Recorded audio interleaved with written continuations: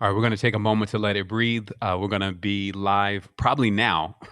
And if you can hear me, wholeness and balance vibrations, we're stepping in here for the Keymakers full spectrum.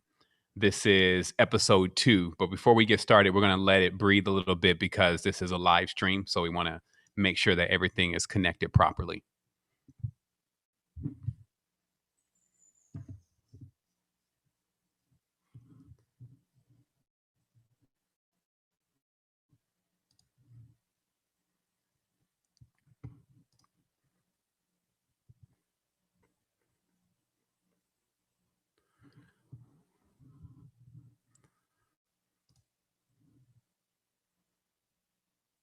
Okay, so that looks good over there. So let me just do one more check.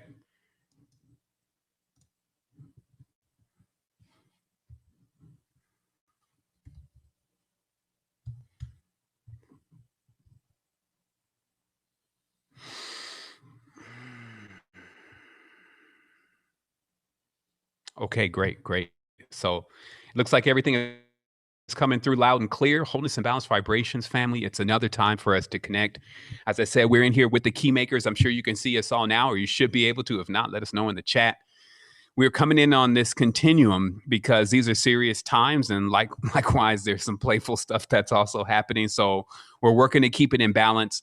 And if you realize, or if you remember last week when we talked about full spectrum and what it's really about, we want to at least make ourselves available as much as possible to speak on the situations that are occurring in the reality right now. Oftentimes, we are in inner space somewhere, which is where you're going to get the most results. And but some have been asking, hey, what's going on in these times? What should I do? How should I get prepared? What's going to happen? And I've been getting those messages, and I've been thinking, hey, you know what? It's probably good to run that by the Keymakers. I could always have my own opinions about the thing, which are basically stay the course. You already know what's going on. The power is within. Continuously activate. Don't lose all your energy, and everything else that I've been talking about for the last 10 years. But we do have some new folks that join us from time to time, and they want to know. But today, what we're going to do, because we also know that 9 times out of 10, if you've been listening to this message, you're already getting yourself prepared. You're already in sync with yourself, and you're just going through that process of refinement. And if you're new, then generally you have to go back to the beginning somewhere anyway and start this from the process of internal cleansing and getting yourself together, which we call understanding. So you're going to be able to find a lot of that materials in our archives, and also on the websites and the archives of those that are actually here today with us, which I call the Keymakers. But beyond that, we also wanted to make sure that we have an opportunity to really speak to how to deal with the situation as a leader or someone who is out there, that your vibration is really the foundation for others. So you may know a lot of the esoteric knowledge already and know what to do already pretty much. But we want to make sure that you're infused with the ability to remain stable in these times, and to how just to use your energy, even just some of the basic things that you can use your energy in a way where it's continuously building and harnessing the potential of what is unfolding in front of us.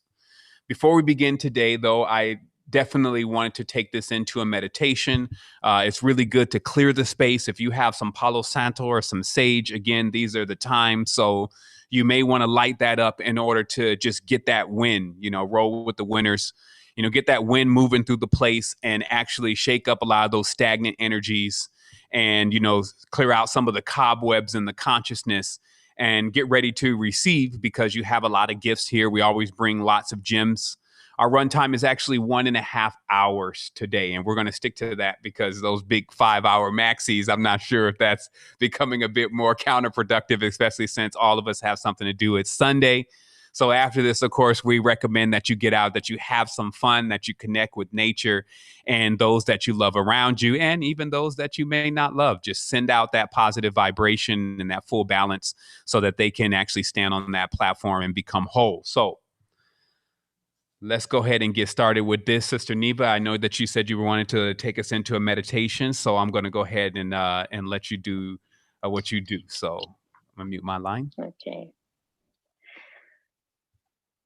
Wholeness and balanced vibrations, everybody here today.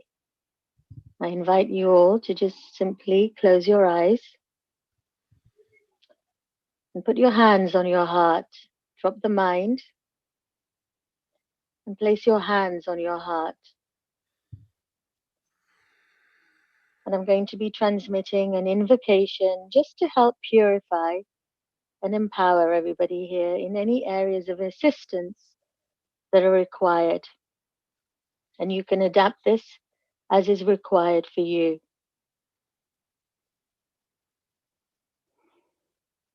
Connect to your breath and breathe in and out through your nose in a continuous breath. No stopping between the in breath and the out breath.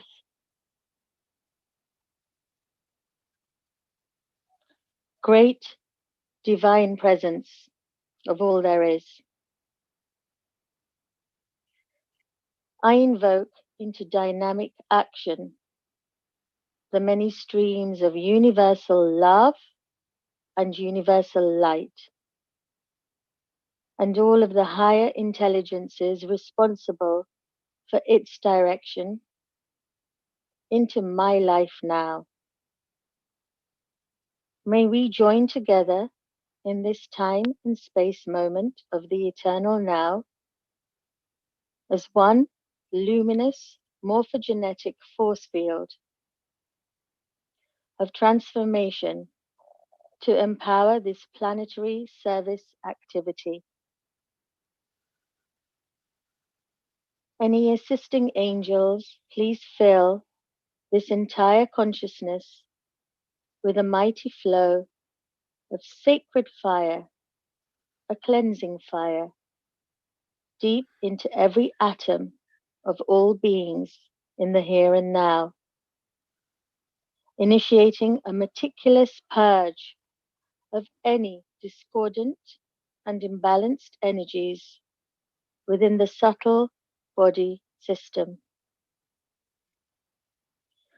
I ask you to saturate the land, the people, the animals, the plants, the atmosphere, the elements, and all bodies of water in and around wherever you live on this sentient planet with constant waves of transforming light. Send this transmuting energy deep into every particle of life in your geographical region, bringing forth the profound alchemy of true healing through the power of love. I ask to restore the Earth's immune system, wherever you all are, to the highest levels of divine strength and invincibility. Circulate an immense penetration of the cosmic light throughout the mass consciousness of this Earth, our planet, and send this absolving light deep into the bodies, into the minds, into the spirits, and into the souls of every person here now, destined to evolve at this time, at this space, effecting a thorough, holistic purification in this region. Raise the collective presence of wherever you are into unity consciousness, away from duality and polarity. Beloved Creator of all there is, please continue to drench our Earth, our planet, and all the people here now in vast amounts of a transforming universal love and light, keeping their regions free of any harmful influences that would seek to inhibit the fulfillment of the divine plan. Please bring harmony, empowerment, and a positive shift to everyone and everything within this sphere of influence, in this morphogenetic field of consciousness. May this invocation be qualified through the agency of universal law for the greater good of all. I see myself. I see my reality. I come back to the 0 point of self, of all there is. Thy will be done. Om.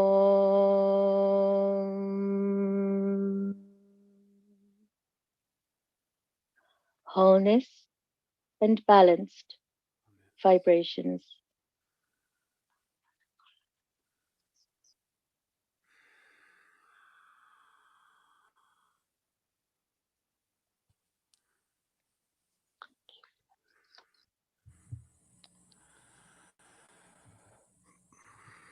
Thank you so much for that, sis. All right, that's it for the show today. I appreciate y'all. Everything was good. Like, we got it all out. I'm glad that, everybody was in the alignment with what was said. And have a great day, because that just, that's the easiest way to agree about something, is not to say anything, right? Well, I'm glad that we have the opportunity to come into alignment together and to actually harmonize our frequencies in this moment. I always talk about, when you come into a space, you really do want to give yourself the time to just let your whole consciousness arrive there. If for those that dig deep into their dreams, you'll notice that when you go to a new place or to another place and you try to dream, it literally takes some time for your dreams to restore themselves, and for, if you may, your dream body to arrive where you are. So I always see new situations, and in every important situation that I jump into that way, where I have to at least take a moment to allow my being, even the ones that are still in the dream plane, et cetera, to all come into this space and to be present for what is necessary. And that's important in the co-creation, because it allows us all to be present and with each other, and it also allows us to be really relevant with what we need to hear and what we need to do. Also, I will say that if we came in here every single day and we talked about current affairs, we'd run out of things to do, or we'd become talking heads. We literally get led on by every single thing. We check the news every morning, as I see some have to scramble and do this every day. They check these media stations and news, and they bring this stuff in front of everybody, and they try to make some sense out of it, and just try to actually stretch out some time with it. And that's not really what our purpose is here. Our purpose is to highlight what is happening and then give you solutions for what is going on. We believe the solutions are always available before the problem, and then get you about your merry way, not waste your time. The goal is not to get you to just like and subscribe and to have a bunch of views and all of that stuff. It's to get you what you need, because we know if you get what you need, then we'll have what we need. And that's really what unity is about.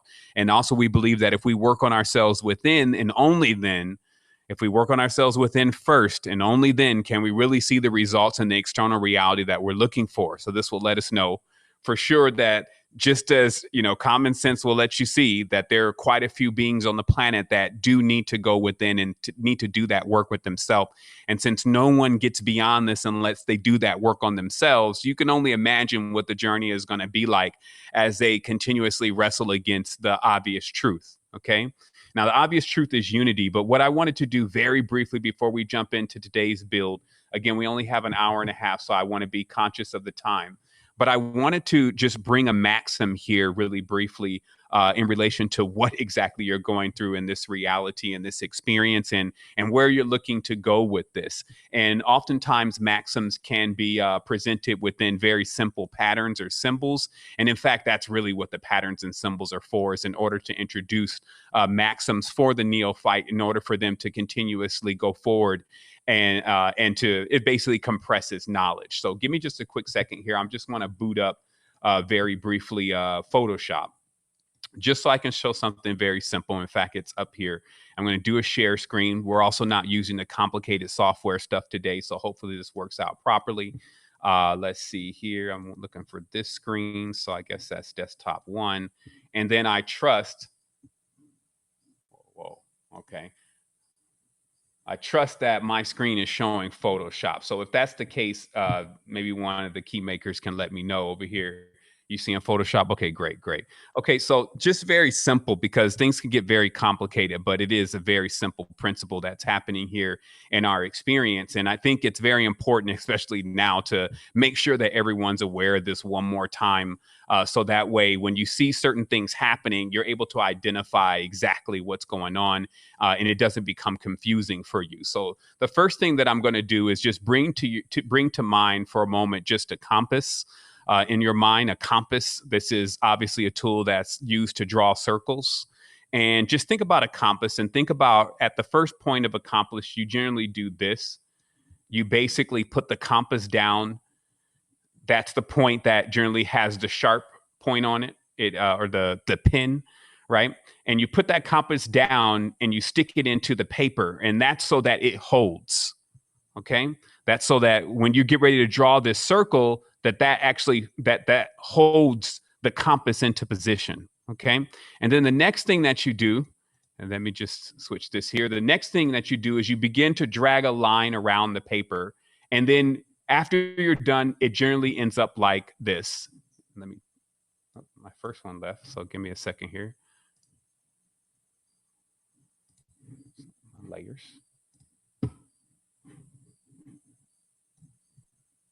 All right, so we got that. Very basic stuff here, but it is the simple things that become the most powerful, as you'll see here in a moment. All right, so let me do this. Get my Photoshop skills together over here.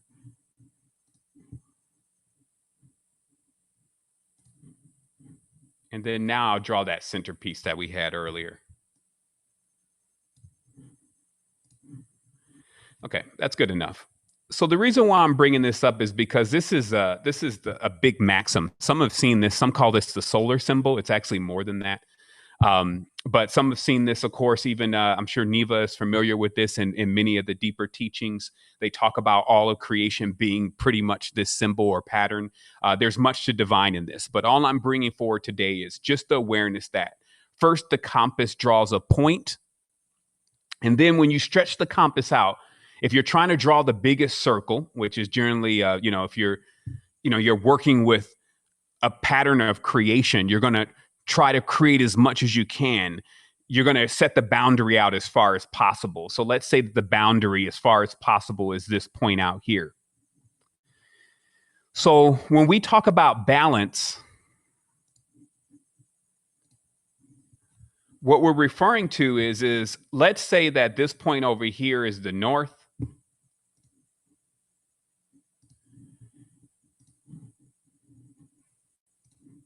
And this point over here is the south. So it lets us know that the polarities actually exist on the edges. The polarities don't exist in the center. In the center, that's what we call balance. But when life is formed, what's in this center is so light. They say it's like it has the weight of a feather. It's the first origin point and the last. They call it the alpha and omega, because they say that even if you make your journey, and let me draw another line out here. I'll use this. If you make your journey from here out there, you're still going to have to come back. So out here where, let's say it says south, this is not the omega. This is not the end. This is just a pole. The end is when you make it back to the center. So this point in the center is known as the alpha and the omega, the beginning and the end. And it just hints to that the same way you go in is the same way you go out, and vice versa. The same way you go out, the same way you're going to go back in. So it's like once you leave this point, it's like going into a forest or a wilderness, and you start making your way to these polarities. Polarities are just identities. Polarities are, I like white instead of black, dark instead of light. I like purple. I like this smell, not that smell. And that's actually called the descent, because in the center, this is also known as the axis mundi. And the descent is as the soul comes into this vessel, as the soul comes into this existence, the existence is the polarity. So it starts to go further and further away from the center. And as it moves further and further away from the center, this is actually what creates, of course, dualities, because now it's almost like it's going north, south, up, down, left, right. It's only able to keep its movement going through contrast. This can be seen within a vehicle. A car moves because the pistons are going in contrast to each other. They're combusting, and that's causing movement. This center point, they also call the unmovable. Also notice that when you put your compass down, this is the part you don't want to move because you'll mess your circle up. So this is all very strong occult principles, that this center anchor point never moves. It's unmovable, so it doesn't actually have a wave. So that means that it's not nature, it's not a tone, it's not a vibration, it's not a mantra, it's none of that. It's not anything that we can perceive in this reality. As you move out further, that is what gives you the perception of reality. And the reason why I'm bringing this up is because you got some folks that are literally sitting out here. As I call this, the disc. They're out here with it. So their perceptions of what's going on is going to be lots of duality. They're going to forget even that there's a center point, because that center point is the journey within. When we say inner stand, what we're talking about is the person actually coming to the center of themselves to stand.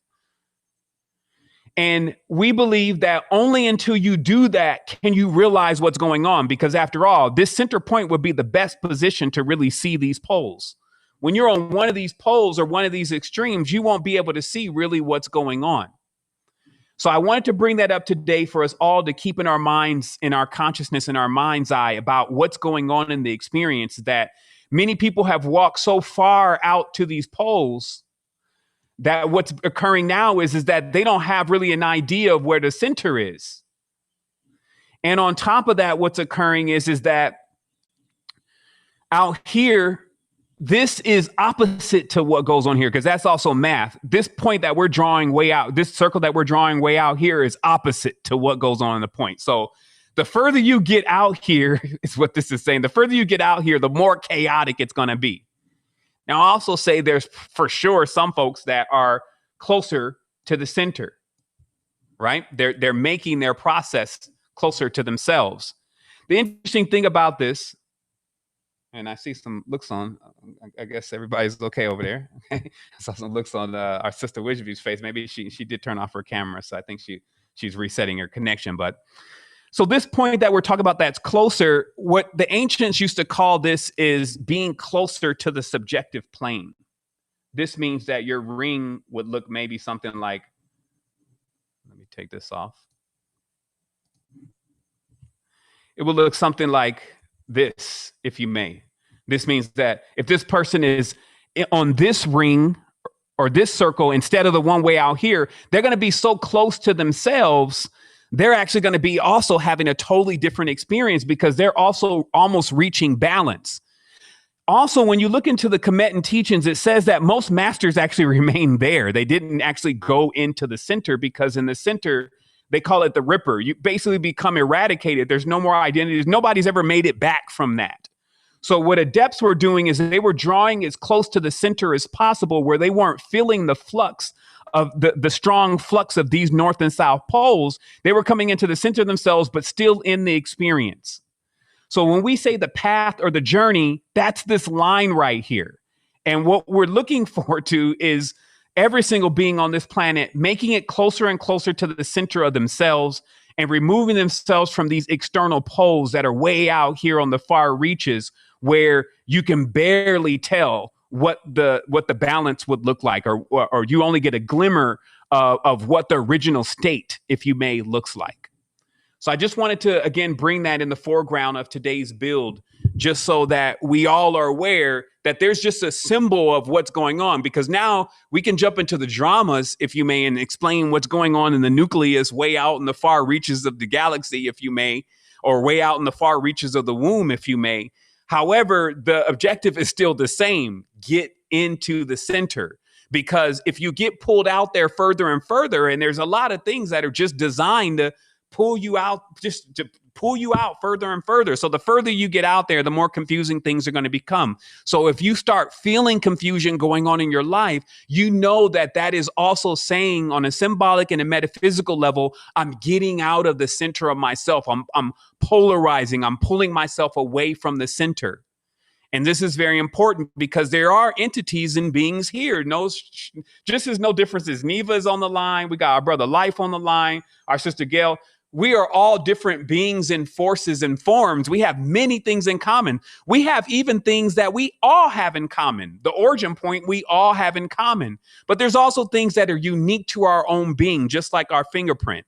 And just like that, there are also other beings that hang out further away from the center of the zone. They cannot approach the light and the truth within themselves. And all they do is try to drag as many beings as possible out to the far reaches and get them disconnected from the center of themselves. And then you can imagine what happened next, what would happen next. And so it's a firm disclaimer here about what's happening in this particular world that we're living in right now. To remember that you can always remain on point and on balance or close enough to it, and your world will reflect that. So it doesn't matter what the world really has going on and what it's doing. This is a big place. It expands out a lot more further. And then also it goes in. There's inner parts of the earth. There's the deep ocean. There's caves. So there's a lot of habitations and places that harness and harvest all of the frequencies on the complete spectrum. It then becomes about what you choose to do. And that's why all of your choices are literally the yin yang that push you either further out to the outer reaches of the poles or bring you closer and internally with yourself through that process of understanding where those powers and those forces are and how to keep them in balance within yourself. Today, what we wanted to make sure as Keymakers that we instilled those that are coming in here with is about mental stability, which we'll just say mental, but of course, mental stability is definitely a spiritual thing and it's definitely a physical thing, but we'll just call it mental stability because that's the normally used running title. Sustainability and what that may mean, especially in these times, getting a good foundation underneath you so you can even have an anchor. And then also community building, online and offline. We know that it starts with the community. That's what's going on around you. That is like your immediate family these days, especially. And so how to really get things into cohesion with members in your community.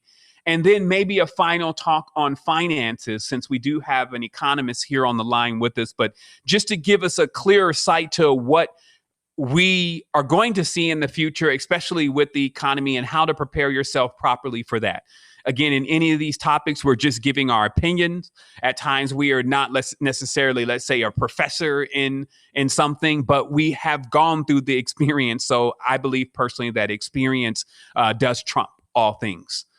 So first, I wanted to also just bring some awareness to the word itself, entrapment. I feel like that this cabal that we've been dealing with that uses a lot of the dark arts seems to constantly pull out one tool. And this tool is akin to the word entrapment, which basically means, if you know anything about law enforcement or whatever, entrapment is that when you're literally put into a situation that you break a law and then you're punished for that law that you broke, even though that was set up by the person who made those laws. Okay.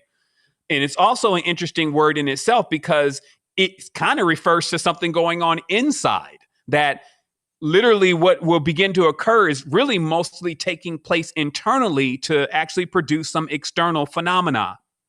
So I bring this up today because I really see now that, of course, the situation with the virus, the situation with the BLM is none other than, once more, a cunningly contrived entrapment scenario that is designed to get amazing, powerful beings to, one, vote, because your vote, as they say, your vote counts.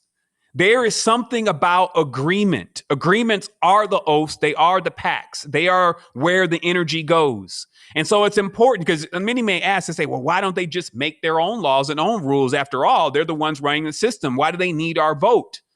It's a magical thing. It's a mystical thing. Your vote, your two-dimensional imprint, which is called your signature, your say-so, your thumbs up is very important to the spiritual levels of how energy must move, because everything must be done in agreement. That's what's been pulled out with many of the laws about sovereignty, about the things that you're actually agreeing to that you didn't know you're agreeing to. We also talked about even pledging allegiance to the flag and what that really means to pledge allegiance to 50 pentagrams and how that plays out on the metaphysical realm. So we know this is a spiritual life acting itself out on a physical level. Okay, as people always say, I'm not the body, but everything that's being done and what's being carried out is not devoid of a spiritual context and a metaphysical context. There's a spiritual and a metaphysical context going on when a person agrees or signs their name to be packed to a league of other entities. So in this case, it would be the League of Demus, which is the democratic realm. And so it doesn't even matter if a Republican wins. If you voted in the first place, it does align you even with the losing party, which is even more to do with what goes on with your energy. So often what we've seen, if you just rewind through all of the last elections, all the way up to MLK Day, when it, years and years, you can go back 100 years and go and look at every election cycle and see how every time the voting is about to start, a few months before the voting is about to start, there is some type of atrocity that takes place with in this case, African Americans, or often the Jews also. And as some have been able to prove, and this again would be the Jews from the ADL, the Anti-Defamation League Jews, as many have proved that many of the African Americans, if you may, that are actually inside of the United States are Jews. And even deeper than that, if you look at the past to determine the future, then history will say that United States is basically Rome, which they've been able to prove, right? Is United States Rome? They function just like the Roman Empire, the Republic. Also, who tore down the Roman Empire? Who tore down the Republic? The Jews.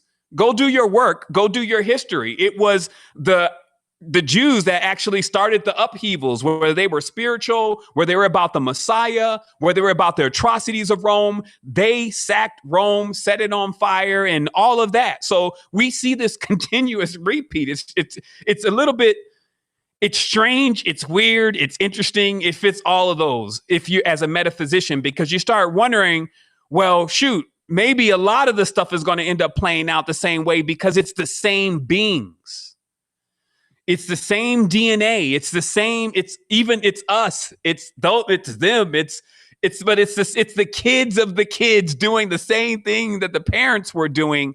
And that's hardwired into their genetics. And until they choose to actually say, well, I'm going to clean this up. I'm going to balance out this debt, these polarities that my family has been engaged in, that my thoughts have been engaged in, that our spiritual connections have been engaged in, then history is going to repeat itself. But of course, many are escaping this. Many are moving beyond this. So it's not everybody that's getting ripped up into this process. There are many that their lights turned on and they realized what was going on and they made the proper moves. And I trust that will also be you. But just a word to the wise is and also the situations get more, they just get off the chain. Like first it builds. First it's the virus. Then it's building into this. Now it's a race war. Then it's built and that's built. Now somebody got killed. Now somebody's got hung. And now it's mysterious evidence around that. And then on top of that, remember, World Star Hip Hop is in Alexa top 10 pretty much. And so I just got to bring it up that this is not just another site that's just sitting there like the millions of sites on the internet. This is a site that ranks so high with Alexa, it literally means that everybody is kind of going there to get their news or to get their emotions and how they feel.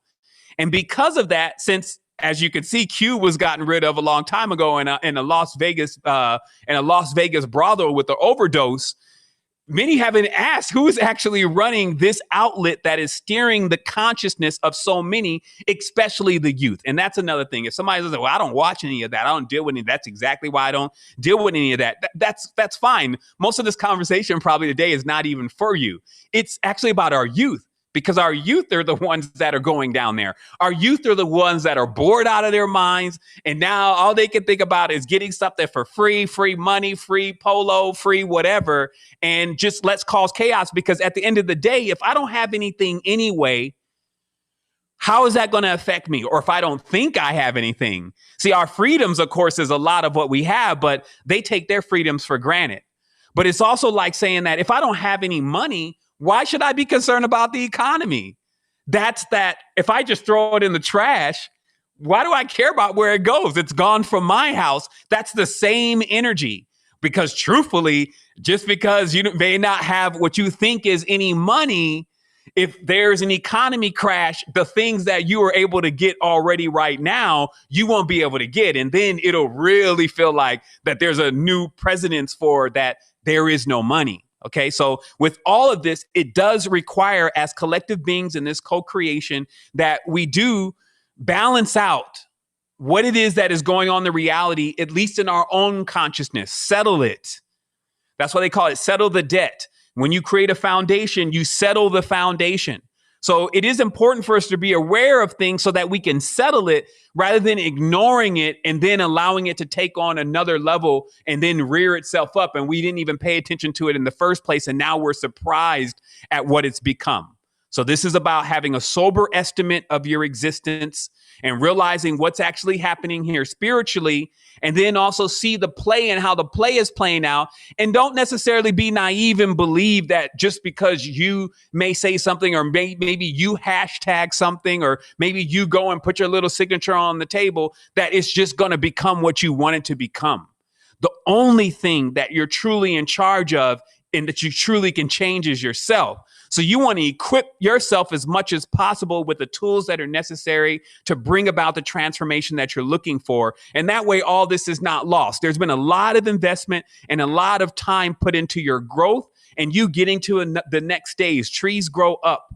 So don't let that be squandered away just because you feel like something is happening in the reality and it's become insurmountable for you, or it feels like that all is lost, when truly that's not what's going on. It's a game right now being played, and you need to make sure that your poker face, if you may, is on point and that you don't get shook down from your energy and you're in the height that you're already receiving, because the cosmos is also wide open. We already mentioned that the reason why all this distraction is necessary is because it's like, hey, look over here. It's like you're dealing with a joker. You're dealing with a jester. You're dealing with a Trump.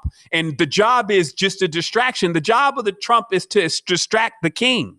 The job of the joker is to distract the king, to keep the king mildly amused for a moment. But the king for sure can't get into a point where they actually start to become like the jester or the joker, or even believe that the jokes that the jester is playing is real life. Okay, but still remember the roles here, because this is a card game.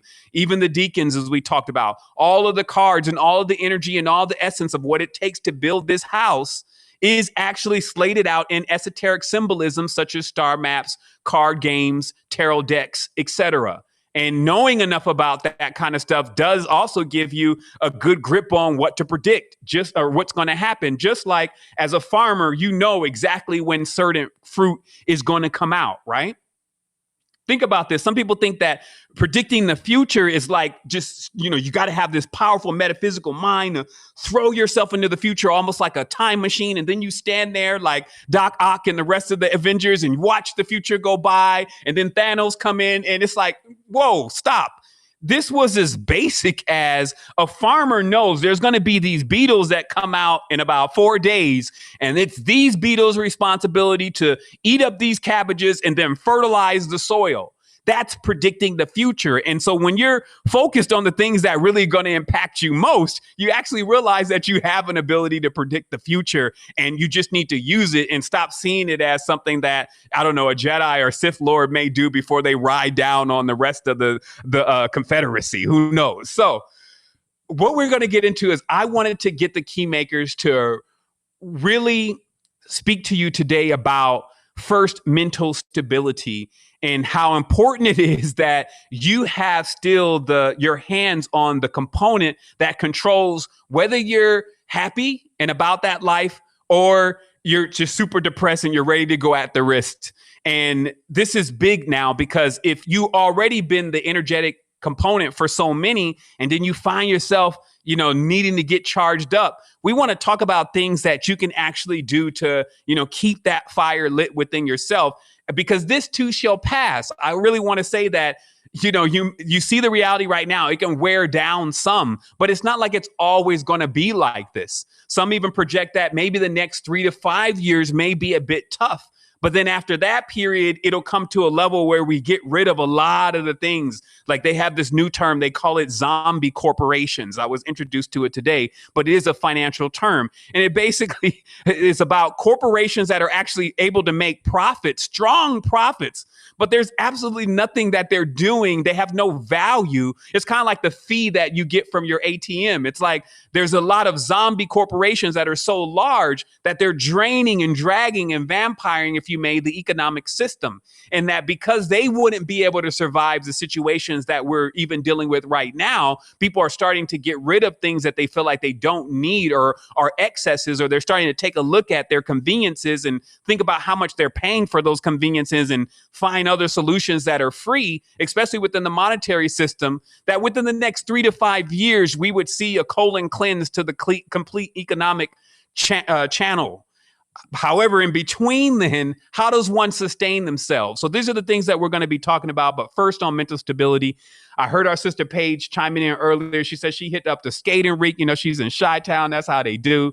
And that was bringing a lot of joy to her. Me, I have a tendency to flash back to some of those 80s musics, at some point when it just cracked. I cannot go through too long if I'm listening to some 80s music with feeling depressed. I'm an 80s baby. So it just interacts something in me where I see the vision and I see the future. And that, for me, as my advice, is a great way to have a great level of mental stability in this, is to remain with your ability to project beyond this. So even if there's some dark clouds around, to be able to use your own solar power to pierce through that and still carve out a way of the projection that you will be looking to see in the future. So with that being said, I wanted to get with the Keymakers now. Whoever wanted to jump in and chime in about what they've been doing, just to remain balanced in this process and the challenges that it may bring to the mind, body, and soul.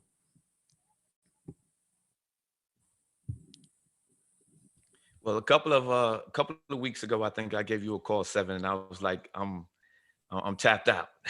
I need to get recharged. And one of the things that was really helpful for me was the magnesium salt bath, and I did that. And in fact, you all was responsible for making sure that I actually go through the process, because I have it and I put it to the side and I don't really put it to use.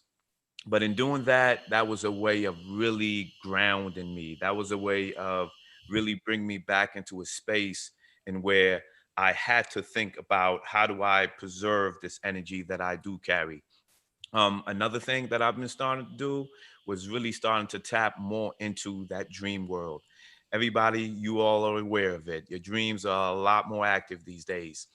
A lot more things are being projected. Some of it are really, the programming, doom and gloom. Others are, just helping you to pierce into something different, something new. So those two spaces, waking up in the morning and being a lot more intentional about what I plan to do on this day. Today, I am actually going to think through this process.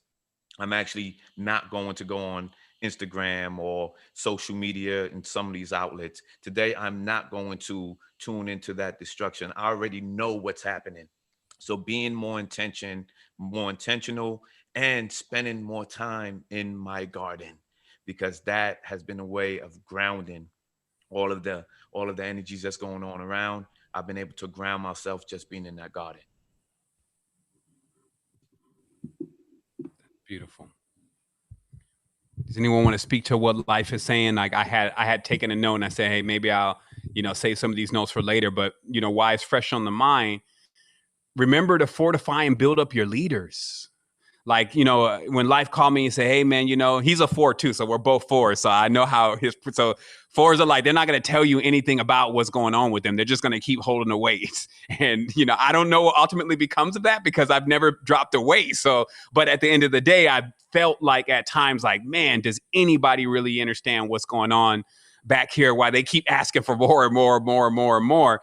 And so let us all just say, if you got a mother, if you got a father, if you have someone in your life that is your support, and then you just always go to them and basically ask for something or for that, you go for that support.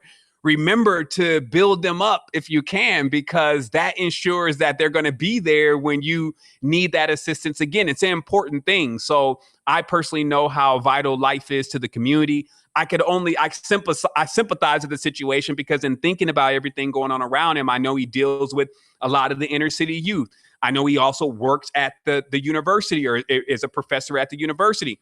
So even these two situations that we recently dealt with, where one, everybody is now not in school and they're now having to teach online. He has to adjust to that.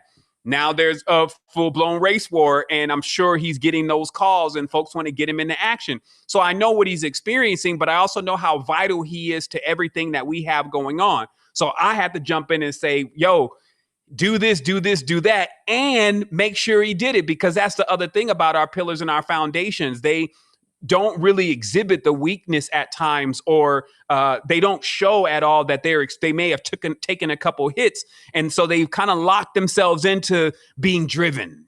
Driven is like Iron Man. Okay, the Iron Man competition. Your body is not capable of actually completing the competition. So in the last stretches of Iron Man, it's strictly the mind and the will. The body, man, some folks even have broken bones and they're at complete exhaustion. So because of that, we have to be very wise at seeing, okay, this person's actually in that stage. It's just the sheer will that's keeping them going. And then do our best to prop up their foundation by giving them the core things that they need and then following through to make sure that they did it. I think that that's a very important thing to remember, that it's not always about just strengthening yourself. You got to start thinking about the things that are still in action around you and those who have to go into this every single day. Like, cause that, you know what I mean? Just take a moment for that, because you got folks that have to go in every single day and they come in and they don't want to show you that, oh man, I took a hit today, or this is really starting to bother me. They'll go lay down, get up and do it again. You got to be there with them like, hey, jump into this bath of salts. You're going to get regenerated. Take these vitamins, because what you're doing is what, if you really understand how this is all supposed to work, what you're doing is you're basically strengthening and building up the person that is going to go in and fight the war for you, basically. And so it's just something to put into your consciousness, that it's not always about just going and figure out how you're going to feel better. Think about the ones that are around you that make you feel better and go and get some foundation under them. I don't think I can say that enough, because I feel like it often just goes like, oh, don't worry, they cool, they got it. They look how strong they are. So I wish I was like that. And then meanwhile, they're almost on their last leg. It's very important. So any further thoughts of mental stability and all of what that equals? Oh, that's piggyback on what you were saying. Building those relationships are so important to build those pillars in the foundation, how we're moving forward, and being aware that of those who give us that strength, and really taking mindful, like Brett said, going into the garden. When you're cultivating a seed, these relationships are seeds, and they're extremely important. That's why you look so highly upon those who give you love, who give you excitement, who gives you what you need to keep the balance within yourself, and to assist you with that. But really, really taking that cultivation seriously, responsibility. Like you said, like my sister needs this, my mother needs this, my grandma, my friend needs this right here.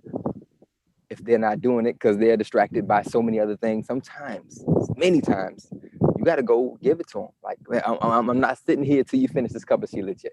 Let's drink it together. Let's go on this walk together. Let's go into meditation with me together. So you can ensure that they are, not being drained, because sometimes it's wild to think of, but many people, I don't have time to sleep. We don't have time to sleep. You have to rest. You have to charge yourself up. and say get into that superhero mentality where I got to keep going, I got to keep going. But soon as the door closes and no one's behind me, you fall apart.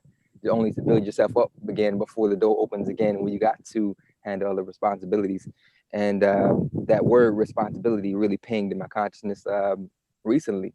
Your ability to respond to outside forces. Like, let's say when you know better, you do better. Once I know that this should happen, it's my responsibility to make that happen. For example, before I learned the origins of the alphabet, and I was in teaching, once I learned the origins of the alphabet, I can no longer teach like A is apple. No, A is aurochs, and now it's a story behind that. Now it's a symbol behind that, but it's your responsibility to bring these things forward. It's your ability to respond to things that's coming through. And so, as these things come from these outside forces, coming from a number of different places, your ability to respond is what's going to enable you to find that center space, to find that origin point, and find that resolution within yourself. But if you're completely, let's say, giving your responsibilities away by being smacked by what the media is giving, what the news is giving, these things that are meant to polarize you, it's only going to lead to you floating further out there into the distortions. But having that mental stability is what we're talking about now. Dive into it. Kick it off to another Keymaker. Wholeness. Wholeness.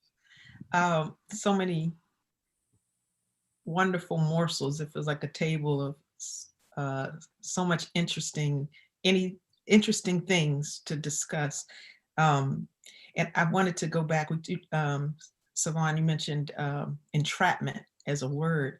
And what came to me is a popular music is called trap music. You know, it's a whole kind of music. There's a whole beat to it, you know, lyrics, and just that whole concept of being entrapped, and it's cool, you know.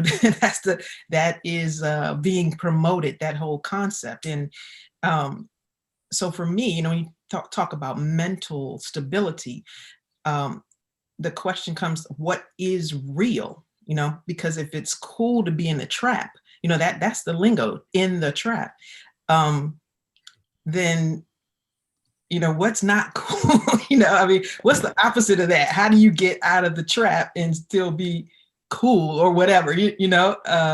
And so just kind of just rethinking, because even our language is maintaining, you know, that trap.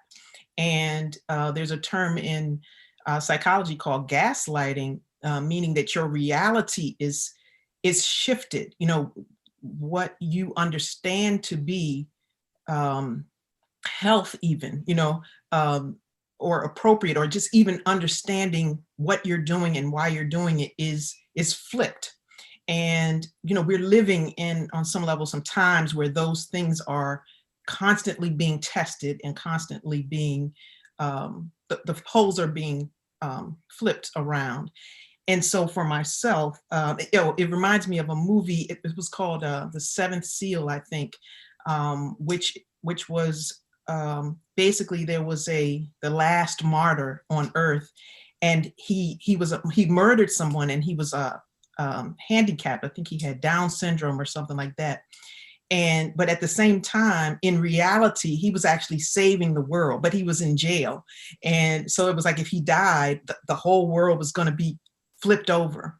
And I just feel like, you know, we're kind of living in times where we're looking at something and you're kind of being pressured to judge, oh, this is the right thing and this is the wrong thing. And those poles are often flipped. So for me, I, at a really challenging time in my life, and no matter when you make a decision to change or to challenge, you know, kind of what's your status quo or what's present for you, there will be flux. And in that time, for me, I began a meditation called the Balancing Program, which I shared with Tribe, which uses that symbol that you drew, you know, that point in the middle, and then which kind of represents all there is, and then the circle around it, but the circle you would create in a compass, which is like the bounds of reality. And so it just put me back in the mind of that meditation, that practice, which has for me become a real anchor point as far as being able to have your eyes open and not necessarily and being able to at the same time interpret what you're seeing from a different lens. I call it not letting your lying eyes fool you, just being able to see it, but still stay anchored in the core of truth, in the core of who we are, the center. And sister, you said trap, and that made me think of when I was teaching at college, we had, I think the artist name was 21 Savage, and it's always we're for the underdog, where when you get out of the trap, they're like, oh yeah, he made it out of the trap, but the game is to be trapped. So typically, let's say within the society, especially within the music society, where I think the guy was named 21 Savage, and when he started talking more about an expanded level of awareness, talking about building businesses, like his music was then suddenly shifted out there, not in the limelight anymore. Then he ended up getting some trouble with the industries because he was breaking the trap. He was using the trap to promote more expanded awareness when it comes to the economy and how to I think eating as well too. But then his music disappeared. Like it was no more on like the top 10. But getting out of the trap, and when you're getting out of these things, you typically see a brighter world or brighter space that you can expand into, and that is our nature to continue to evolve. And getting that information or that light closer to the youth for them to see it, to feel it, like, oh, that's something I aspire to be. And I think that's important. What I know a lot of us are doing within our communities, creating a light or a beacon where others, especially the youth, can see this thing and aspire to leave the trap. But it's a whole list. I wanted to chime in on that. To what all of you all said, it's just been absolutely beautiful. Like what Sister Gail was saying about even the trap music, what you were saying, Curtis, about that, even with 21 Savage. Like I was just talking about this with some people about how, my generation, that's what we listen to, and the beats and things like that. And so you do see this influx of like artists transmuting that energy into something else. And, to keep that mental stability, even for yourself, you know what I mean? Like even times like when I go to the gym, it's kind of hard for me to listen to Adele when I'm trying to go, hard. And so I have to have something, like with some bounce and some bass, you know what I'm saying? Like, and so I feel like even when like I listen to, certain songs, you know what I mean? I'm transmuting that energy, for myself as well as them as well. To be an adept and to check the portals, to make sure like, hey, you ain't gonna see me out here shooting and all this, but I'm using that energy to build up my body as well. And I'm also tuning into the frequency of that artist as well, and subconsciously building that up as well. So, it's a very deep thing. And so to keep your mental stability intact, it's important, like to have some fun, like, although, yeah, some of the music might be a little toxic or whatever the case may be, if that's the kind of stuff that's going to get you hyped right now in the moment, do what you got to do, right? Do what you got to do, engage in that, and then get back to work, have your fun, you know what I mean? And so the thing is that during these times, like to keep that mental stability is to just remember the little things, like spending time with family, even though like sometimes we're like, man, my family is not into this spirituality or not into the esoteric and adept level stuff. Meet them where they're at. Like I had the best time ever with my mom yesterday, just playing all old school music or whatever. Even some of the stuff that I may not listen to, right? Like we just had the best time ever just spending time together. She was like, man, I really enjoyed this day. This was a really, really beautiful day. Because in the event that you say, for instance, some of us on the line here, I'm not sure for everybody, but some of us on the line have already lost a lot of things and we'll lose other things, but it's the things like family that's, immortal in a sense of love and energy, like that's going to keep you stable at this time, your foundations, those things keeping you stable at this time, you know what I mean? Mentally, spiritually, physically, that's what's going to keep you stable, because no matter what, you'll have them, and you'll have nature, and nature is always giving. This is how everything has come about. The brick, everything that we stand on came from nature. So it's still there. So, I just wanted to add my 2 cents on that. On this. I also want to add to what Paige is saying about, just music in general, because trying to play 528 hertz and grinding out of the gym, it somehow throws things off a little bit when it comes time for that 4th set. But what I've noticed is that it's really about balance. We talk about this all the time and we can't say enough about it. So someone just listening to Lightworker all the time, they may need a little Pastor Troy and Church Boy. What happens is that the lower part of the body is the base anyway. That's why when you dance, you move your feet. And, honestly, also what's happened is that it's the lyrics that have been tied into the music, because it's really the beat. Anybody will tell you, there's very few lyricists out there still, like Black Thought, etc. And so truly what people jive and get into is the actual beat itself, the bass, because the bass, it moves the air. And because we're studying frequencies all the time, we can see the difference of what bass can do for a more dense object.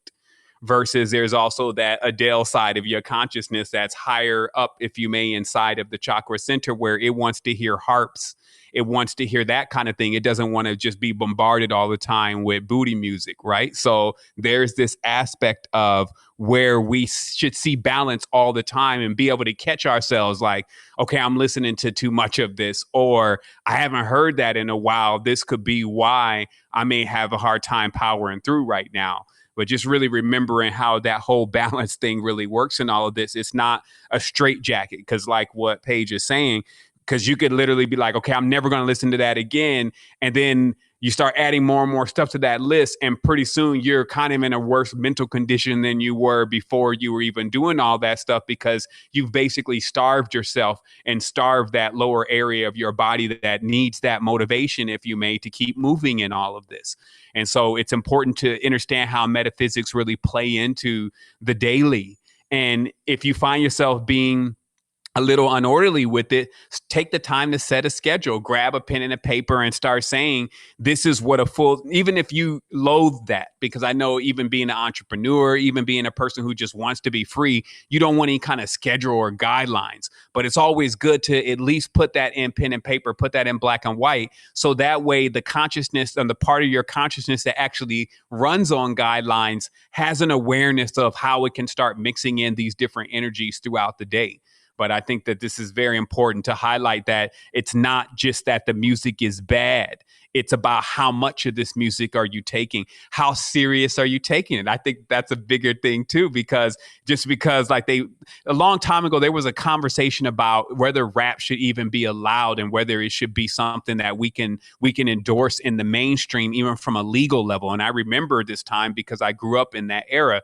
And what was mentioned by those who wanted to bring forth rap, they said that, listen, this is us venting, basically. It's us explaining a kind of lifestyle that we've been in, and it's therapeutic for us, and it helps us because it also connects others who have been through that lifestyle to feel like they have a voice. I remember this conversation almost verbatim. And then there was also mentioned that there's another song that's pop music, and it mentions climbing to the mountain, to the top of the Mount Everest or something. And what was mentioned is just because that song is talking about that, it doesn't mean that people that are listening to that song go and try to climb to the heights of Mount Everest like the song mentions. So there is this maturity, of course, that is also practiced when you start using heavier tones, heavier language, and that I can say for sure wasn't practiced with rap because it was introduced to children. So this would be like introducing your children to pornography and saying, oh, it's okay, don't worry, they need to understand how this works. And it's like, well, wait a minute, but that's not necessarily the best format for that. So since we're already in this, though, and this is just word to the wise, because it lets you see, well, that was the agenda in the first place. The ones who cooked up the agenda to spoil an entire nation. But what Paige is saying is, how do we take that since it's already at play? And another Keymaker was saying, how do we take something like that since it's already at play and still morph this around to being something that is going to at least benefit us in some way, shape, or form? Like, how do we give it a new life? How do we breathe new life into it? And true enough, we have now some conscious artists that are coming out. Conscious artists are starting to trend a little bit more, especially as the other world descends into even darker than mumble rap. But it is starting to actually define the character, though, meaning that it's like, okay, well, you listen to Oshun, but you listen to, I don't know, long neck, wide neck, whoever. You see what I mean? And it's that, wow. But this is, again, that compass that I'm saying, that you're going to get both poles, and it's going to really be about how you're configuring your vehicle, how you're building your temple, and then to be able to see the benefits of actually making sure you're incorporating your harps with your African drums. You see what I mean? And how does that all work out in your own personal music and what you're playing in your own life? We used to call it ritual music, right? Because there's a beat to it. There's repetition to it. I'm from Washington, D.C., and we have go-go music here. People love it, you hate it, but it's, there's a beat that it's regular. I mean, every song could sound exactly the same. Just slap a couple different words on it. Every song has the same break, but people love it because it's primal, right? It gets to motivating that core. And I don't want to jump ahead, but I do want to just say that it's a part of culture, right? And so people even link music, spirituality with culture. That regular daily practice is something that's a part of who we are. And I think that a lot of times, even in our modern society, people are able to, a lot of times, are able to maintain some levels of stability because they anchor into cultures that are, rooted in ancient practices and, just things that they do, they just traditions is what I'm saying. Yeah. And it's also even in your verbiage that you're saying the foundation where we got started is who we are. It's because it's even metaphysically, of course, it's our legs. And, even when you're working out, it's like this area in the body these are the largest muscles. So they're the most dense. They need the most movement to actually, get tuned up for themselves, but they're also what we're standing on, right? Like your head is definitely counting on that. Your legs are able to keep taking it to that next stage, but your legs are not your head. So they need personally themselves, that movement, that strong force, those drums, if you may, in life. And that should also let us all know about even what's happening right now. This is clearly not the harp version of reality right now. This is more of like them intense drums that you see on the beginning of these trailers these days, right? Like you got these trailers, they play, and by the time you're done, you're like, man, all my adrenaline is gone pretty much. Like, do I even need to see the movie?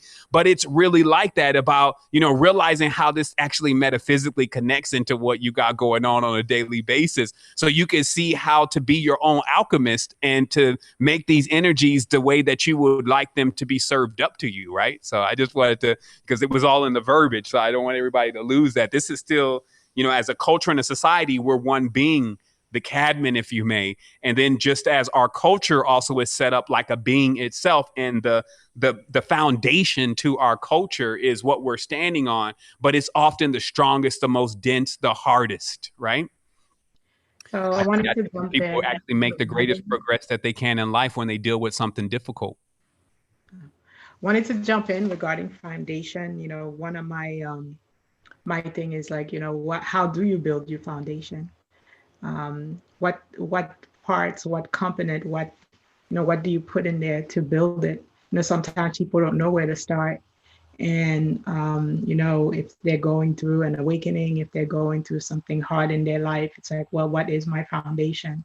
And, starting with, first your family, in terms of like, the beat, for me, I use beat a lot. And, I listen to a lot of African music because of the beat. And it's my heartbeat that I'm looking for. And it's that connection to the foundation, which is, my family.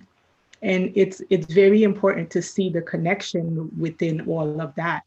What we're craving, what we're looking for is our roots. and roots, to go inside this foundation to find your inner self.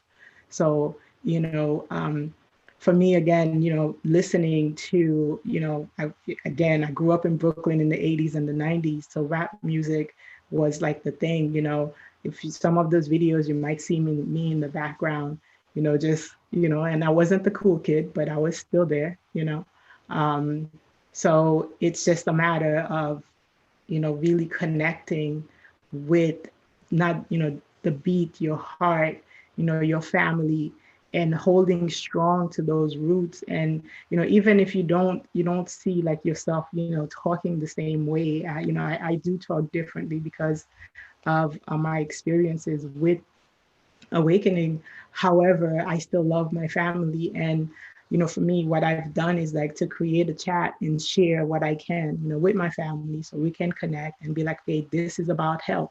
This is about what's really going on in the economy. Whether or not they listen, they still getting these messages from me. And, so that I can prepare them, mentally and physically. I have an aunt that, all she does, well, more than one of them, listen to the news all of the time. I went to my grandmother's house and the channel was on, like, just prayer. I changed it to the comedy channel and I said, hey, laugh, it's about, keep your smile, keep your happiness. Yes, I understand there's a lot of fear out there, but let's laugh a little bit, so there's a lot of things to say, like, what is that foundation in terms of like, hey, to the people that listen, hey, let's meditate, to the people that can hear me, I'm like, okay, let's listen to Savon, but at the same time, there's different people are at different spaces within their, their evolution. And so it's really a point of like, hey, let's build together.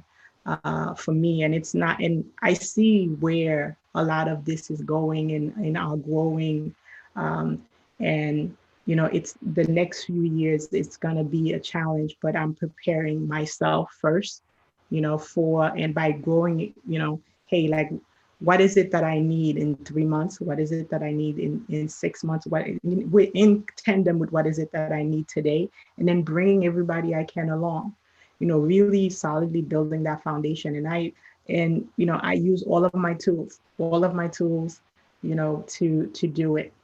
So, in terms of mental stability, I personally, for the past year, I've been through a lot, but I can tell you I am stronger for it, and, and I build on it because I realize this is an experience.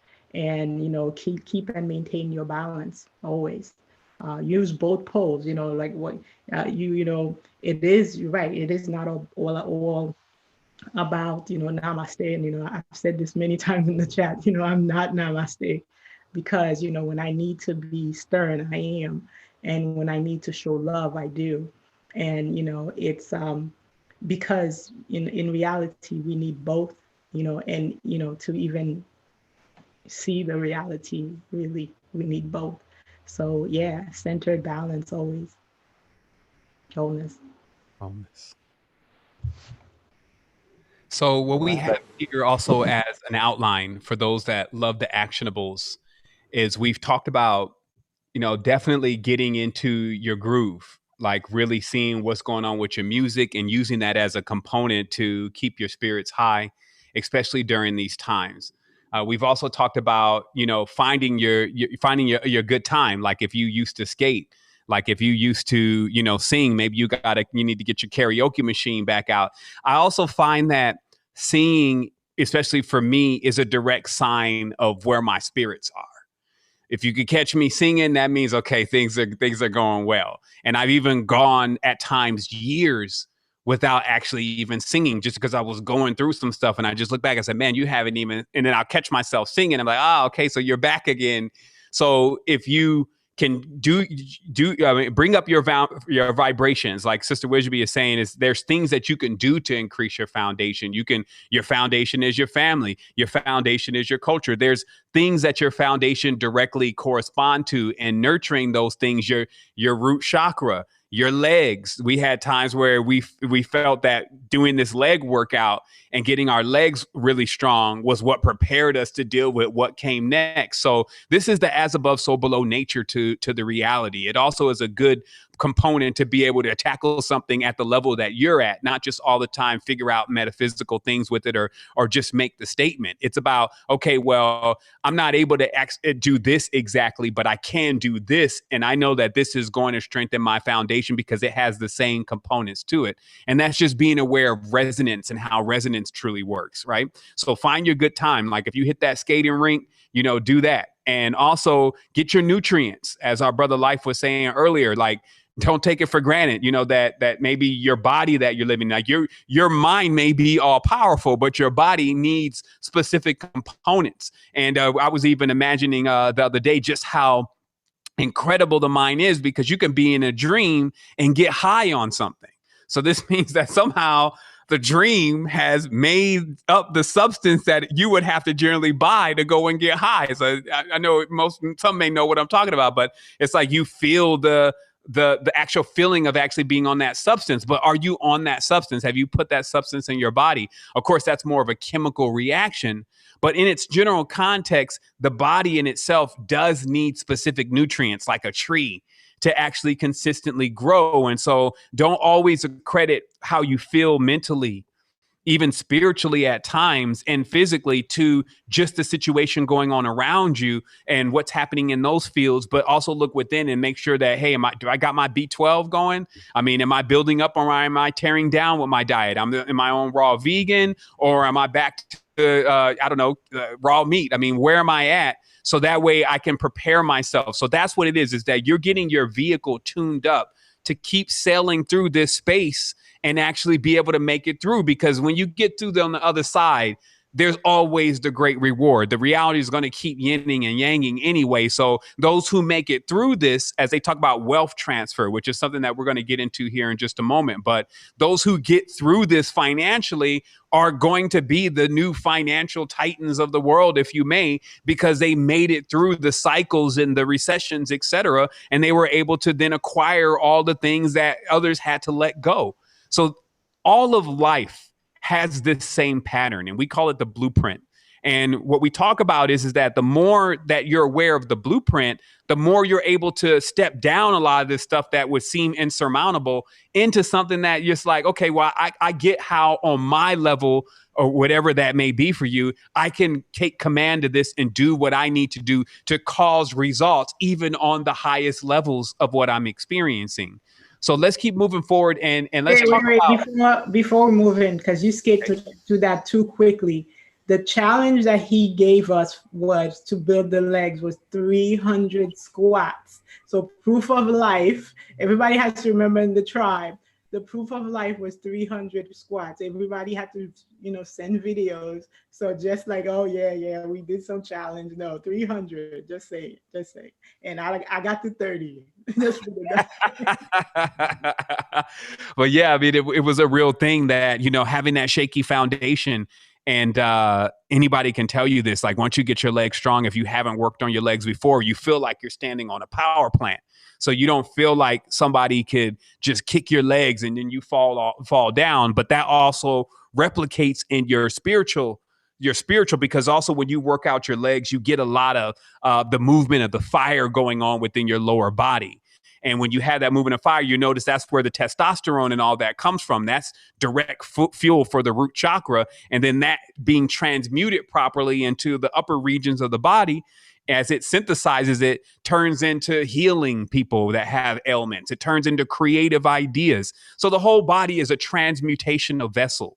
And even and it can take in the shit, excuse my language. It can take in the most densest part of the reality and then convert that into something that is expansive, right? So it's just always important for us to remember our power and just to be on point with what we're here to do. So if we're going to keep moving forward, we're going to talk a little bit about Keymakers is going to talk a little bit about sustainability at this stage.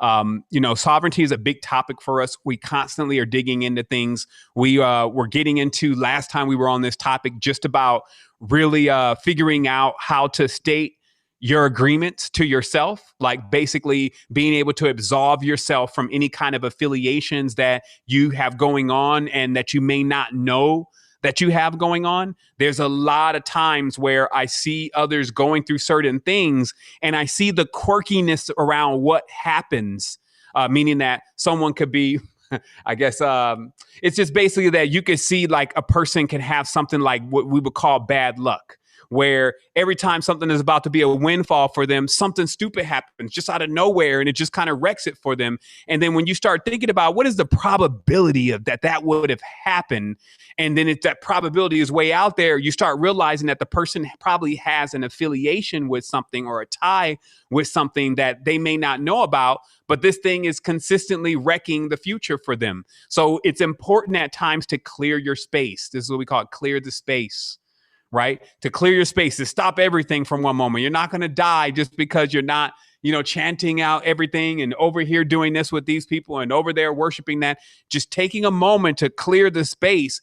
And especially if you start to feel like that, hey, I'm not succeeding here. I'm getting these weird quirks where my stuff is not working and all that. Slow it down and then really come into the space and then actually state.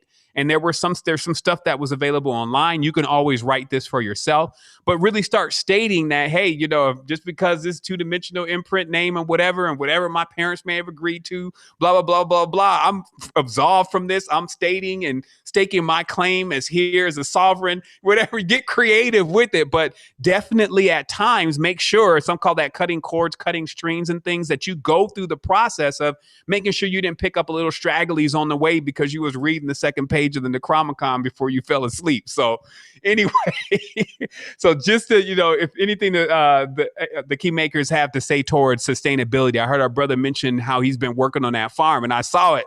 He's Farmer John over there, Farmer Life, it's happening. So what does the Keymakers have to say towards sustainability, and how is that making you feel to work more on that amongst many other things?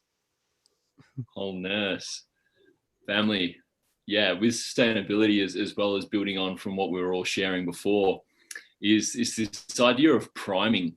Like when I see myself in the morning, like, I have my practice, and it was funny, we all shared, like 2 days ago, I wrote everything down that everyone shared, and it was mind blowing, and it's, what are you doing to prime yourself for the day? How are you getting yourself ready to ingest the fuel, whatever the fuel of life is? But before you kind of open up the phone or walk out the door and start reacting, how are you actually setting yourself in the framework that's going to call upon the day? And for me, when I wake up, I set my mind, I focus on my meditation, my practice. I get the pranayama, I get the breathing going, I get the fuel building me for the day. And then I go about visualizing and affirming to myself the kind of energy I want to unfold for the day, what I want to call into my life, what I want to manifest, what I want to experience. And I remember my mission.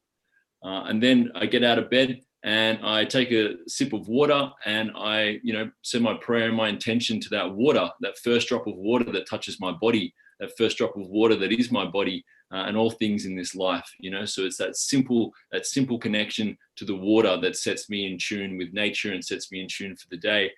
And then for me, cold shower, best way for sustainability, because even in winter, get yourself strong, you do your breathing, get yourself in a frame of mind that is of fortitude.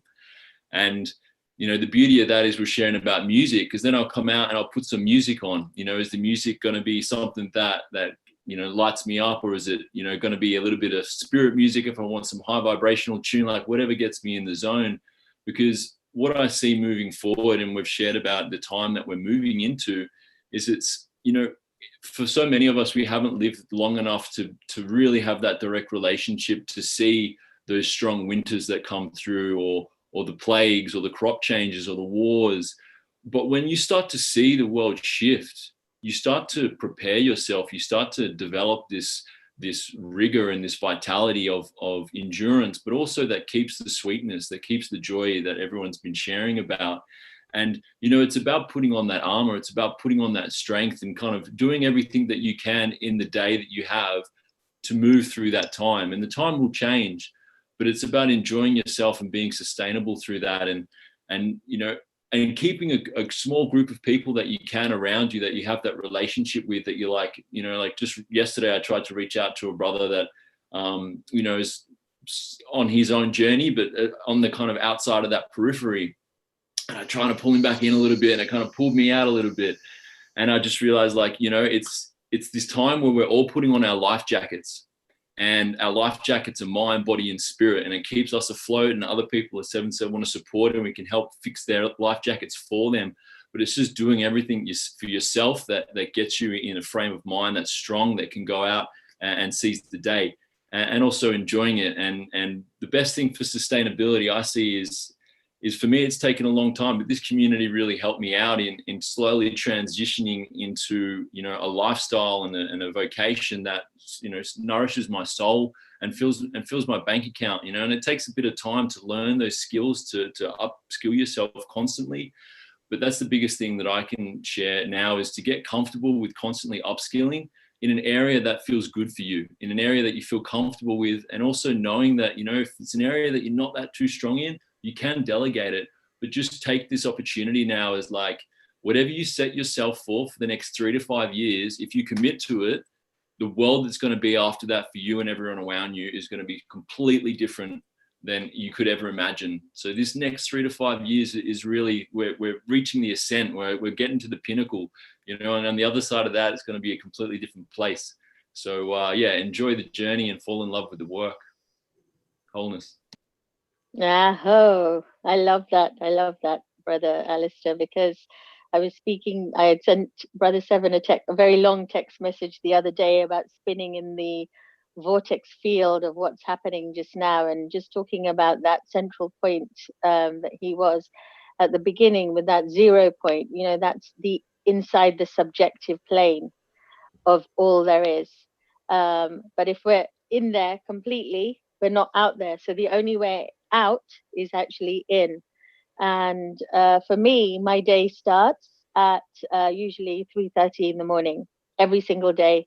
I've been doing this for over 12 years of my life now, and start preparing for the rest of the day, if I haven't been lucid dreaming as well a couple of hours before that. But literally, as I get up, it's really concentrating on the first thing that I am aware of as soon as I get up, which is my breath, my prana, my pranayama. So I do a lot of breath work, and that normally takes me around to about 4:30 in the morning, when I hear the birds singing and I know that the sun is about to rise. And knowing which nostril is active as I'm getting out of my bed, I put that particular foot out. So if my left nostril is active, I step out of my bed in alignment with my left foot, and vice versa. Left nostril being the moon, right nostril being the sun. So I know I'm aligned with my body structure. Then I just go and clean myself. I don't always have a shower at that time, but just clean myself, my mouth, my tongue, my nostrils, my ears. I might wash my feet to get ready for the sun gazing. And the sun gazing is really important, because we are actually audio visual machines. Okay. So there was a time when I used to say my certain mantras out loud at that time, but I found I was waking my children up. And some of the masters who've been teaching me actually have told me that saying those mantras in silence with each breath, you're actually feeding your inner verse more, rather than saying them out to the objective plane. You're going to keep them in your subjective plane. So I found that sun gazing also, with my eyes closed, affects the bindu point here, which is where I've got my dot here as well. And the bindu point is the spot in the crown chakra for all entry points that enter the thalamus part of the brain, which then starts when you're sun gazing at that time, as the sun is rising, activates all the biophotons in the thalamus, which then start to spread to the rest of the brain and the nervous system via the brain stem, and into your whole circulatory system via your carotid artery and your heart. So you actually come into that heart-brain coherence, which is the point I always speak of neutrality, because the cranium starts to become more coherent and focused with time and practice over time. And so, you know, I am the light, I hold the light has been within me, you, all of us, always. So it's remembering that heart-mind coherence. And then I remind myself that I'm in this holographic reality, like Neo. And, you know, I say to myself, am I awake? Am I aware? And certain things, like I see myself, I see my reality, like you literally see reality shifting, happening, going on. And even saying things like, I see myself, I see my reality, pulls you to the center of your reality, pulls you to the center of that 0 point. Because the ultimate thing, really, for me personally, is to get out of the ego software programming of illusion, which has caused my own karmic suffering, but also affects my family, my microstructure, which then affects the macrostructure of other suffering. And at this moment on this planet, we're all going through a suffering of the planet daily, of what is being shown up. And eventually it will get to a point where everybody will have to surrender to arrive at a point of, there'll be so much anguish and pain that you literally surrender to that 0 point, to that, you surrender your ego, which is the artificial programming. And so those are the practices I use. So it's really breath, sun gazing. And then when I go into the kitchen, I've already programmed my water the night before. I've been drinking hydrogen water now for 7 years. And I have many things. My whole jug of hydrogen water has many things written on it, personal for me and my family.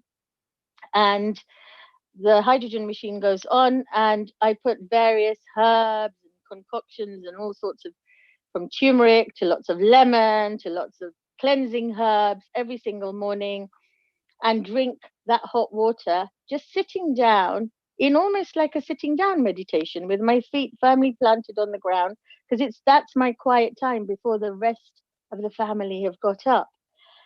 And after that, I might just go into a meditation. I say my own personal mantras, and that's the beginning of my day, which kind of takes me to about 6:30 in the morning, when it's time to wake up the children. So wholeness. Wholeness, sister. That was awesome. Awesome. You touched on the hydrogen water. Also, you know, I ain't trying to sound like a salesman, but the Hydro Lux is here. Family, get your Hydro Lux from Secret Energy. You know what I mean? And, you know, I'm going to sell something to y'all again. If you want to know about off-grid living, we have an off-grid chat in Secret Energy. So get in there. Go ahead and get in there. But something that's that I wanted to discuss also with about off-grid living and sustainability. One thing that we need to we need to hone in on is that one thing that we've been talking about is unity, unity, unity. And a lot of us in 2020 is so imperative that we build the bridge with our family members. There are a lot of us that have family that already own land. We don't have to go and reinvent the wheel. They already have land in certain places.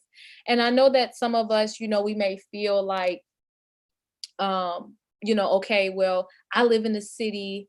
And so the thing is that I may not want to live in a rural area, but you just might have to get sustainable. Like me personally, I live in Chicago. I absolutely love waking up by the beach every day. I love it. It's great.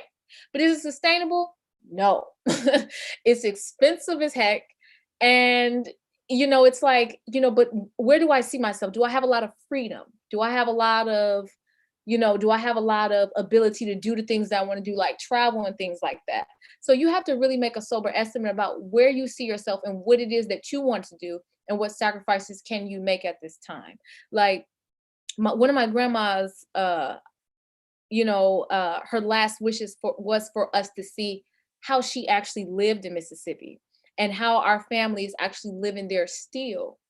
And so I went down there and I was amazed because my grandmother, we couldn't find the area via GPS. Even the mail truck, it was a 4x4 to get there to deliver the mail. You know what I mean? And they had cows, they had chickens, they were on top of hills. I mean, they had no electricity. Some of them still had outhouses. I was shocked because, here, everything, in the city, everything is hooked up, is great.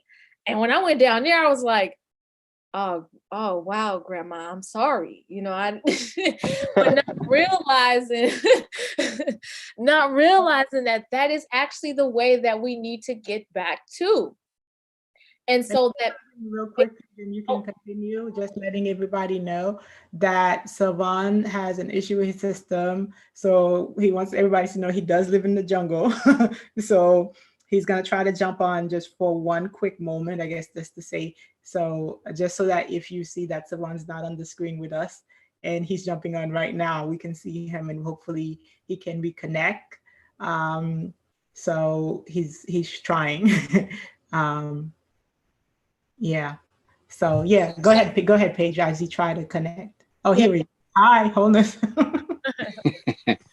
Wholeness, I have a running joke here. Once Neva pushed the Bindu button on my sister, I was like, no, hit the button. But all right, family. I know I'm kind of coming in after the part of the conversation, but also we are hitting that point where the time, because we said we wanted to do an hour and a half today. And we've had some amazing parts of the build, but there was a couple topics that we didn't get a chance to get to directly. But we've talked about sustainability, which I believe kind of encompasses everything, and keeping ourselves balanced, especially in the times that we're in, and making sure that we're rejuvenating ourselves properly. And as we talked about, getting out of the bed instead of they say, you get off on the wrong side of the bed, or you got off or you start on the right foot. Like all those are still polarities themselves. As Neva's saying, the meditation, that's important. As our brother Alistair said, that meditation and starting with the meditation is a big key, because what are you doing? You're starting off balanced, right? And then also checking yourself even before you get out of the bed, as our sister Neva was saying, that there's techniques. Also, Joy has some stuff that she's going to close us out here with, but just the techniques themselves of being able to get into I guess what I'm saying is that just having the ability to check your system, almost like a systems check every morning. And Neva has introduced us to a technique that allows you to check your nostrils, because you're always breathing out of one of your nostrils more than the other one, and that gives you an indicator of where you are energetically with your body. So just being on point with those kind of things before you start your day really determine how you take off. And I'm going to go ahead and turn this over to our sister Joy, and then we're going to go ahead and close out for today. The Keymakers, we're going to take a brief moment to recalibrate. We have more that we want to bring to you, but we really want to work with the format. We kind of came in here and with Full Spectrum, and as we were planning on what we were going to do with the Keymakers series itself. So we're going to probably take a few weeks off just to get ourselves acclimated to the new system that we want to set up. Just to be more useful to you and everything that we want to do with you. So let's go ahead and hear from our sister Joy. Wholeness, sister. Wholeness, thank you. Thank you, everyone. Just such luscious and enriching Sunday time these Keymakers are for me, and I know for everyone out there. So just thank you so much for everyone that's listening. And I just wanted to add to all of the wonderfulness that when we are talking about this foundation building and this ability, this is something that really has solidified for me as being a part of Secret Energy and in ambassador training. We talk about being the captain of your ship. And I didn't even really understand what that meant when I jumped in, but I knew it was something I needed to do. It very much resonated because as a 4 and a 6, I'm a foundation builder and a lover. And so I found myself attached, right? I'm always attached to something that's growing. And then I knew that it wasn't for me. And so within the space of Secret Energy and this wonderful family, right, we are all building together and individually. And so, so these techniques and many others are what we discuss. And we know know that everybody's on their individual journey. Of course, depending on what your numbers are and so forth, it's going to look a little different for you. And we all do this together. And so as we build our foundation, what we're then able to do is this transmutation of energies, which is what so many of us have discussed today. Because when we find ourselves in these moments of imbalance, right, we have to transmute that energy. Why do we want to transmute it? Well, because we hold it in our bodies. We hold the anger, we hold the sadness, we hold the stress. It's in your body as energy, and your body doesn't care if it's valid or not. Your body doesn't know, did this happen to you? Did this happen to someone else? Did it happen to, right? It's just feeling the feeling. If you're feeling the feeling, if you're receiving the information, if you're eating the food, if you're taking it in, your body is holding it. And so when we talk about transmuting, that is when we pull on these tools that so many of us have honed to be able to move that energy. And so for some, it may look like getting still and quiet in meditation. For others, it might mean turning that music up so loud and, dancing it out, right? Moving the energy. And it may look different for you day to day, but just knowing that that energy needs to move. And we take our clues from the seasonal cycles, right? I mean, y'all, we're about 1 week away, less than that, from solstice, summer solstice, right? Our brightest, longest day, where we have this gorgeous sunlight, that truth, that primal energy is shining on us now. And we came through eclipse season, right? And in eclipse season, we always have an ending. Something is always eclipsed out, and it needs to be eclipsed, right? So let's not go holding on to it. Let's let it go, right? And then this beautiful illumination of our truth comes forth in the summertime, right? So it's funny, we have been spending all this time cleaning up from Corona, cleaning up everything, dusting, sanitizing. And it's almost like we got into a closet and we found something really big in there that we are finally cleaning out, right? And so in some respect, this energy, this is how I transmute the energy, as I look at it from a seasonal perspective. And so we were bringing in the imbalance of springtime, right? In imbalance, we have shouting and we have anger. And then the imbalance of the summertime is sadness and loneliness, right? So let us pull on our foundations and transmute that imbalance into the gifts of the season. The gift of springtime is vision and navigation, right? That up and energy, that up and out growth that starts the cycle. And then we move that into summertime, and in balance, the summertime is a playfulness. It's a partnership, right? It's a warmth, it's touching and feeling. And so these are the gifts of the season. And as you find yourself wanting to, ground and find your foundation, look to the seasons. A great way to do this is just start with eating the food that's growing around you in the season, right? That immediately clicks you in. And then from there, you can just kind of move through and think about, what do you look like in summertime? All of us had spring stolen from us practically, right? We were suppressed. Our vision was blinded. We were blinded, right? Or so much was coming in. So in the springtime, and in this summer, as we come into it, let's not, let's move through the sadness and move through the loneliness and move into the partnership that wants to be there in the summertime. So weed your gardens, make sure what's growing there is what you want to be growing. So that's how I'm going to leave it today. Thank you so much for all of this wonderful sharing, tribe. Wholeness. I think, Sister Joy, you said something very important. A lot of people don't have access to gardens, right? Some may live in apartments or whatever the case may be. I think it's important that we become familiar with whatever, if we have farms around us, small homework. What's the closest farm next to us? Who in the neighborhood or who around the neighborhood have access to water cleansing machines? Are there co-ops, farm co-ops, where we can just go and give $30 a month and get a bag full of fruits, vegetables, whatever the case may be? I think in these times, develop a family emergency plan. What plan do you have with your family? What's the center location if y'all need to meet together? And again, the idea is not for us to be in a state of fear, but to just prepare for what these moments are actually calling us to do. So take a moment, become familiar with what's going on around you, find out what's going on with the local Chamber of Commerce, understand your organizational community charts. What's the city managers? Who's the police chief? What's that structure look like? Become familiar with those structures in case at some point you may even need it, or if you need to disconnect from it. But whatever the case may be, there's a lot of people that are going to be unemployed. A lot of people don't have business savvy, don't know how to begin or start businesses, who may just need jobs. Become familiar with what's going on with the chambers, who's responsible for the business community to come together. Just some basic things that we need to become more familiar with in our neighborhoods, in our communities. But the most important, find out where the local farmers are around you. Wholeness fan. Wholeness, I wanted to jump in really quickly. I know we're closing out, but on sustainability, and particularly from a financial perspective, a lot of people are thinking, as we think about sovereignty, to move into entrepreneurship. And it's a jump to move from a mindset of being an employee and having a check on a certain day, and everything is kind of structured in that way, right? You make agreements and contracts to pay monthly, or, with the idea that this check is going to be coming on, at a regular interval. But one of the biggest things moving into sovereignty or entrepreneurship, or kind of just beginning to generate current in a different way, is that you have to think about those resources and the cadence of them in a different way.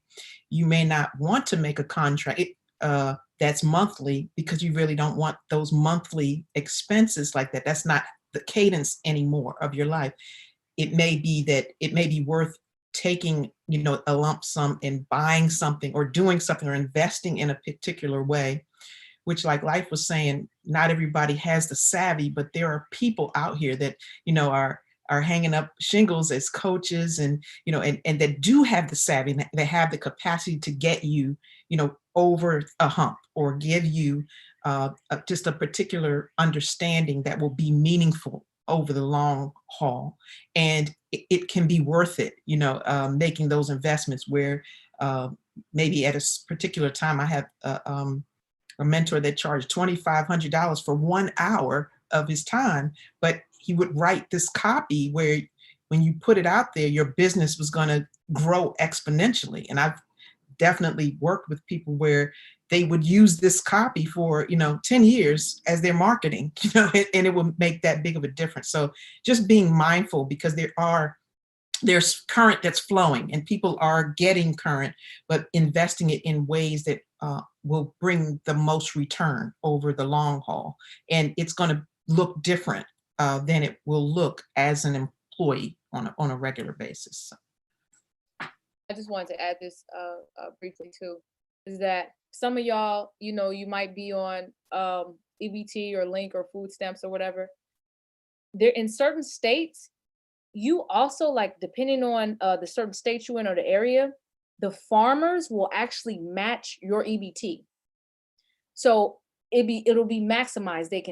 And some of them may sell mushroom logs. You can grow your own mushrooms, plant tree transplants. I mean, you can really, really manifest some alchemy out here. Well, whatever they're given. So, just check and see, where you're at, you know what I mean? And see what they're offering, for the local farmers, so giving thanks.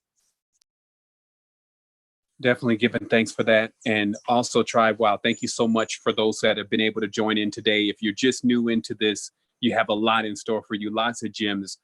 These are the Keymakers. We're here to assist you as much as possible through your expansion. But of course, you push the button. So it does really count on you to really jump in on these things that you're hearing, because it's also a way for your soul to say, hey, there is solutions. And of course, never give up on yourself. And then always remember that, again, this too shall pass. So what are we going to do after this? Many of you are actually here to begin to create things that are going to be for the world that this is going to transition into. So never forget that. Start thinking about what is going to be needed, even for the people who are acting crazy right now. You already know what the outcome is going to be. So once that's done, where are they going to need? Like, where's their foundation going to be? And be a part of that foundation, like have something for them to fall back on. Hey, look, all right, here's your food. This is how you get your food together.